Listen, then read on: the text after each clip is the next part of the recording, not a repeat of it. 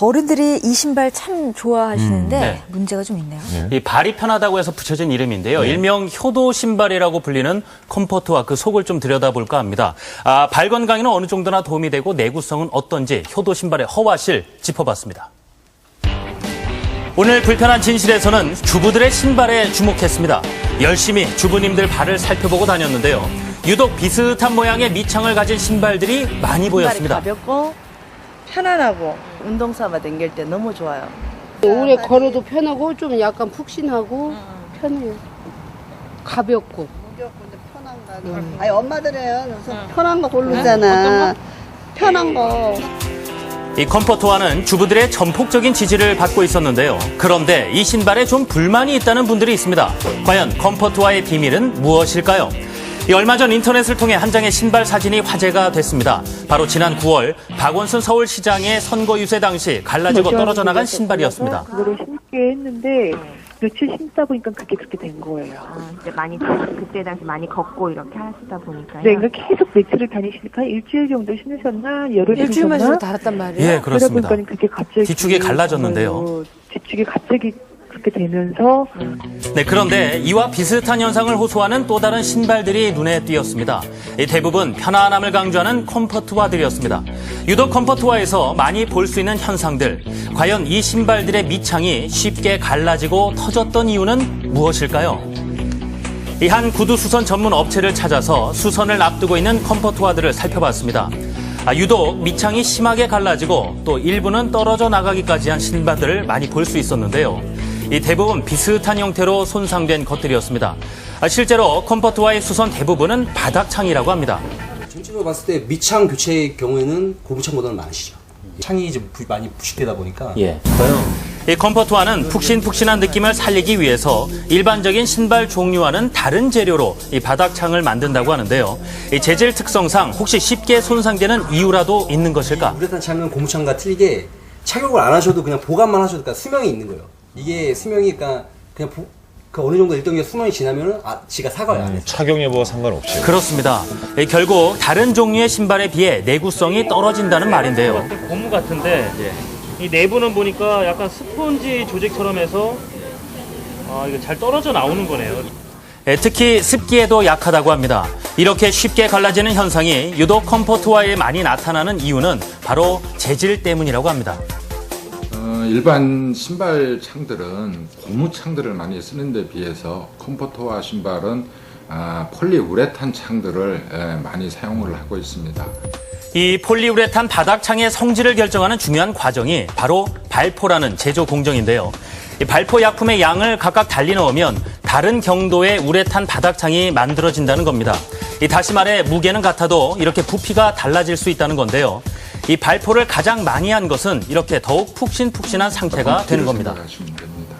소재는 물론 가볍고 어떤 쿠션성도 상당히 있지만 소재가 너무 약해져가지고 신발창으로 썼을 적에 쉽게 닳아버린다라든지 쉽게 찢어진다라든지 그런 단점을 또 가질 수 있습니다. 즉 발포를 너무 많이 하게 되면 보시는 바와 같이 빈 공간이 많이 생겨서 내구성이 떨어질 수밖에 없다는 겁니다. 그래서 이 컴포트와 세 켤레와 일반 운동화를 준비해 신발의 닳는 정도를 알아보는 마모도를 측정해 봤습니다. 수치가 낮을수록 빨리 닳는다는 뜻인데요. 이 두 켤레의 컴포트화에서 운동화의 절반에도 못 미치는 수치가 나온 것을 확인할 수 있었습니다. 이 마모도가 높은 신발들은 이렇게 빨리 닳고 쉽게 갈라질 수밖에 없다는 것이죠. 저가 폴리우레탄하고 고가 폴리우레탄하고 가격이 많이 납니다. 그래서 아무래도 제조 단가를 줄이기 위해서 저가의 우레탄을 사용했을 때 그런 문제들이 일어나는 거죠. 지금까지 컴포트화에 사용되는 이 우레탄 밑창의 특징에 대해서 알아봤는데요. 그렇다면 이 컴포트화가 편안하다고 해서 즐겨 신는 것이니만큼 발 건강 측면에서는 다른 구두와 어떤 차이가 있을까요? 컴포트와 세 켤레, 일반 운동화 그리고 구두를 준비해 간단한 실험을 해봤습니다. 발꿈치하고 발가락 쪽에 이제 작용하는 그 압력의 어떤 형태나 분산 그 상태 이런 것들을 확인을 할 수 있습니다. 편안하다 또는 약간 불편한 부분이 있다 하는 것을 정량적으로 확인을 할 수 있습니다. 궁금한 것은 못 참는 불편한 진실의 담당 PD가 직접 신발을 신고 실험을 해봤습니다. 5켤레의 신발을 각각 1분 동안 신어보고 압력 분포를 확인해 봤는데요. 결과는 어떻게 나왔는지요? 가장 그 압력이 고르고 가장 낮게 나타난 것은 뭐 당연한 거고요. 자, 보시면 붉은색이 없는 것이 압력이 고르게 분산돼 발에 편하다는 뜻인데요. 구두와 비교해보면 확실히 구분이 됩니다. 그렇다면 과연 컴포트와의 편안함은 같은 높이의 구두와 비교해봤을 때 어느 정도일까요? 이 결과는 놀라웠습니다. 좀 더 편안할 거라고 생각했던 컴포트와가 같은 높이의 구두와 비슷한 압력 분포를 보였기 때문입니다. 이 컴포트와라고 해서 무조건 편한 것은 아니었습니다. 자, 그런데 취재를 하다 보니 또 다른 불만 하나를 확인할 수 있었는데요. 바로 일부 컴포트와가 너무 미끄럽다는 불만이었습니다. 폴리우레탄 창을 쓰게 되면은 일반 고무창에 비해서는 조금 미끄러운 걸로 알려져 있습니다. 그래서 이번에는 미끄러운 정도를 측정해보는 미끄럼 저항 실험을 해봤는데요. 어떤 것이 잘 미끄러지는 신발일까? 수치가 높을수록 잘 미끄러지지 않는다는 뜻인데요.